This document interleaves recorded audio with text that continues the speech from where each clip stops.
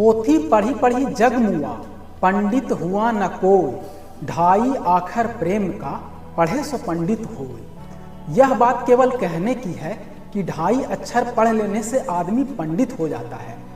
यह बात इतनी सस्ती होती तो हर ऐरा गैरा लव गुरु पंडित हो जाता। मानवीय संवेदनाओं के समस्त प्रकारों में सबसे क्लिष्ट प्रेम की संवेदना है।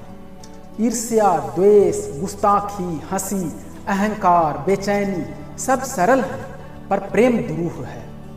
इसलिए तो आज इसकी किल्लत है सांसारिक बाजार में। अगर प्रेम 2 अक्षर पढ़कर ही पूरा हो जाता तो साहित्य के दिग्गज धर्मवीर भारती को इस विषय की व्याख्या के लिए 200 से ज्यादा पृष्ठों की किताब गुनाहों का देवता लिखने की आवश्यकता नहीं पड़ती। बस 2 अक्षर का प्रेम लिख देते और बात मुकम्मल हो जाती। प्रेम कई प्रकार के हैं। माँ बेटे का प्रेम, भाई भाई का प्रेम, भाई बहन का प्रेम, ननद भौजाई का प्रेम, दोस्त दोस्त का प्रेम, भगवान भक्त का प्रेम, पति पत्नी का प्रेम इत्यादि। इन सब में पति पत्नी का प्रेम सबसे सरल और सबसे कठिन भी है, क्योंकि प्रेम का यह रूप शादी से शुरू होकर सेक्स तक जाता है। ये पंक्तियां मैं नहीं कह रहा, बल्कि मूर्धन्य साहित्यकार धर्मवीर भारती ने अपनी किताब में स्पष्ट शब्दों में लिखी है। इसलिए आपत्तिजनक शब्द प्रयोग के लिए मुझे गलत न समझा जाए। मैं तो उसे केवल रेखांकित कर रहा हूँ। भारती जी का यह भी कहना है कि पुरुष ज्यादा प्रणय प्रेमी होते हैं, पर इसके लिए प्रकृति जिम्मेदार है, न कि पुरुष, क्योंकि प्रकृति ने ही पुरुष को इस रूप में सृजन किया है। पुरुष इस मामले में केवल इतना ही जिम्मेदार है कि वह अनैतिक आचरण से बचे। समाज ने मान्यताएं बनाई हैं, विधान किए हैं, नियम बनाए हैं, ताकि व्यवस्था चिरकाल तक चलती रहे।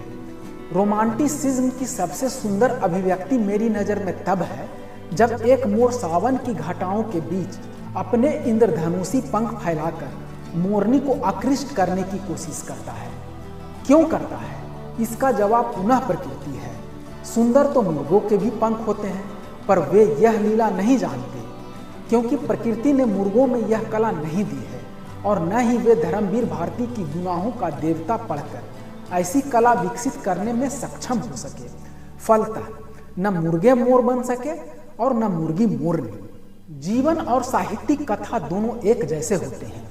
जैसे कुछ कथाएं सुखांत और दुखांत होती है, वैसे ही कुछ के जीवन सुखांत और कुछ के दुखांत होते हैं।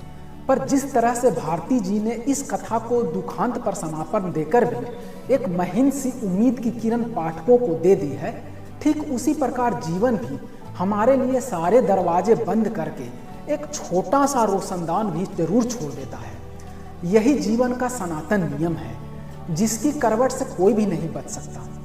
वैलेंटाइन डे या प्रेम के अंतर्राष्ट्रीय दिवस के अवसर पर आज यदि धर्मवीर भारती की गुनाहों का देवता पढ़ी जाए तो प्रेम का पंडित हम भले न बन सकें, लेकिन प्रेम के कुछ बिंदुओं को समझने में आसानी होगी।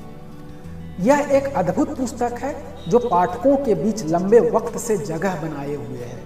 निश्चल प्रेम क्या होता है, प्रेम में कसम कस कैसे पैदा होता है, तड़प जीना कितना दुष्कर होता है, प्रेम में अपना सर्वस्व निछावर करके मिट जाना क्या होता है, आज की भाषा में कहें तो दीवानगी क्या चीज होती है, यह पुस्तक पढ़कर हम जरूर समझ सकते हैं। जय हिंद।